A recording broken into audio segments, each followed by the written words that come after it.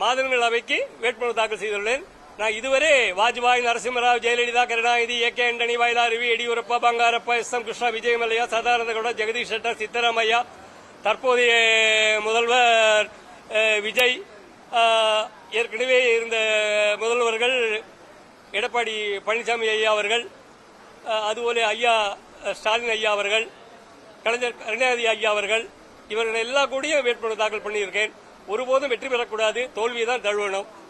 1988 இந்த முயற்சியில் நான் ஈடுபட்டுள்ளேன். இதுவரை Guinness, Limca book of records, Asia book of record, Delhi book of ரெக்கார்ட்ஸில் இடம்பெற்றுள்ளேன். வாழ்நாள் ஒரு போட்டியிடுவேன். தோல்வியை தான் சந்திக்க விரும்புகிறேன். நன்றி, வணக்கம். நான் ஆரம்ப காலத்தில் கேலியும் கிண்டலும் தான். இது ஒரு அவேர்னஸ். வேட்புமனு தாக்கல் பண்றதுக்கு எல்லாரும் தயங்குறாங்க. 1988 முதல்ல தொடங்கினேன். அதன் பிறகு 1991 கடத்தப்பட்டேன். ஆந்திர மாநிலத்தில் நரசிம்மராவ் எடுத்து நின்ற போது. அதன் பிறகு 1996 5 மாநிலங்களில் 8 தொகுதியில் நின்ற போதுதான் 2 தொகுதி சட்டமே என்னால்தான் வந்தது. இது மாதிரி பல்வேறு காரணங்களுக்கு உருவானேன். என்னுடைய மகனை 3 வயதில் கொண்டு போய் வேட்புமனு தாக்கல் பண்ணேன். வேட்புமனு தாக்கல் பண்ணுறதுக்கு பயப்படுறாங்க. ஆனா யார் வேணாலும் தாக்கல் பண்ணலாம்.